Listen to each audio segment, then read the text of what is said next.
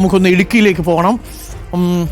ഇടുക്കിയിൽ പെരുവന്താനത്ത് കാട്ടാനാക്രമണത്തിൽ കൊല്ലപ്പെട്ട സോഫിയയുടെ ഇൻക്വസ്റ്റ് നടപടികൾ പൂർത്തിയായിരിക്കുന്നു. പോസ്റ്റ്മോർട്ടം നടപടികൾക്കായി കാഞ്ഞിരപ്പള്ളി ജനറൽ ആശുപത്രിയിലേക്ക് ഉടൻ മാറ്റും. വിവരങ്ങളുമായി അഞ്ജന അനിൽകുമാർ നമുക്കൊപ്പം ചേരുന്നുണ്ട്.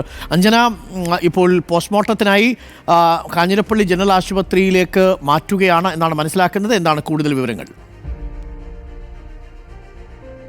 അഞ്ജന, കേൾക്കാൻ കഴിയുമെങ്കിൽ എന്താണ് കൂടുതൽ വിവരങ്ങൾ? പോസ്റ്റ്മോർട്ടം നടപടികൾ ആശുപത്രി ഇൻക്വസ്റ്റ് നടപടികളെല്ലാം പൂർത്തിയായോ?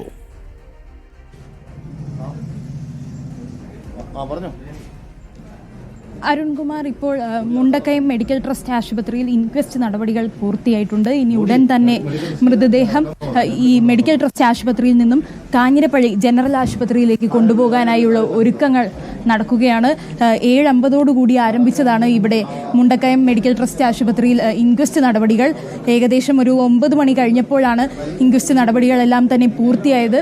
ഇപ്പോൾ മൃതദേഹം കാഞ്ഞിരപ്പള്ളിയിലെ ആശുപത്രിയിലേക്ക് കൊണ്ടുപോകാനുള്ള ഒരുക്കത്തിലാണ്. കാഞ്ഞിരപ്പള്ളി ജനറൽ ആശുപത്രിയിലായിരിക്കും പോസ്റ്റ്മോർട്ടം നടപടികൾ നടക്കുക. അതിനുശേഷം പൊതുദർശനമുണ്ടാവും. പൊതുദർശനത്തിന് ശേഷം മുണ്ടക്കയം ജുമാ മസ്ജിദ് പള്ളിയിലായിരിക്കും സംസ്കാര ചടങ്ങുകൾ നടക്കുക. വീട്ടിലേക്ക് എന്തായാലും മൃതദേഹം കൊണ്ടുപോകുന്നില്ല. വീട്ടിലേക്ക് മൃതദേഹം കൊണ്ടുപോകാനായി ചില തടസ്സങ്ങൾ ഉള്ളതിനാൽ അങ്ങനെയൊരു കാര്യം വേണ്ടെന്ന് വെച്ചിരിക്കുകയാണ്. അതിനാലാണ് പോസ്റ്റ്മോർട്ടം നടപടികൾ പൂർത്തിയാക്കിയതിന് ശേഷം ഒരു പൊതുദർശനം നടത്തുന്നത്. 1 മണിക്കൂർ നീണ്ടു നിൽക്കുന്ന പൊതുദർശനമായിരിക്കുമെന്നാണ് ഇവിടുത്തെ പ്രാദേശിക നേതാക്കളെല്ലാം തന്നെ നമ്മളെ അറിയിക്കുന്നത്. അതിനുശേഷം മുണ്ടക്കയം ജുമാ മസ്ജിദ് പള്ളിയിൽ മൃതദേഹം സംസ്കരിക്കാനാണ് ഇപ്പോൾ തീരുമാനിച്ചിരിക്കുന്നത്. അരുൺ, അഞ്ജനയാണ് ഇപ്പോൾ നമുക്കൊപ്പം ചേരുന്നത്. അഞ്ജന, അവിടെ മറ്റെന്തെങ്കിലും പ്രതിഷേധത്തിനുള്ള സാധ്യതയുണ്ടോ? നാട്ടുകാർക്ക് അങ്ങനെ എന്തെങ്കിലും അഭിപ്രായ വ്യത്യാസമോ അവർക്ക് അതൃപ്തിയോ ഉണ്ടോ?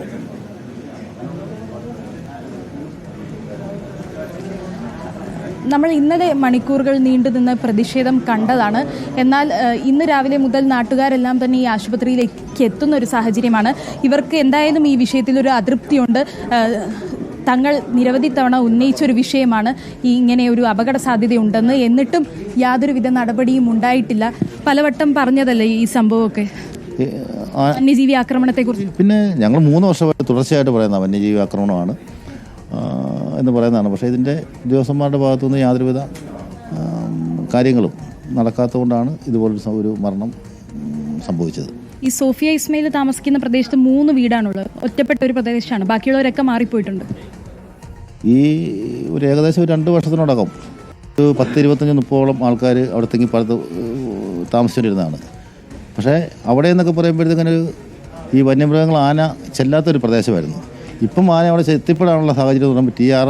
തോട്ട ഉടമ 15,000-20,000 ഏക്കർ അടക്കം ഇവിടം മുതൽ അങ്ങ് മതമ്പ 22 കിലോമീറ്റർ ദൂരം വരെ ടി.ആർ.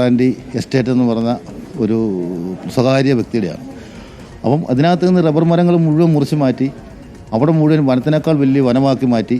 അതിൻ്റെ അടിസ്ഥാനത്തിലാണ് ഈ കാട്ടാനക്കൂട്ടം ആ പ്രദേശത്തേക്ക് എത്തിയത്. അല്ലെങ്കിൽ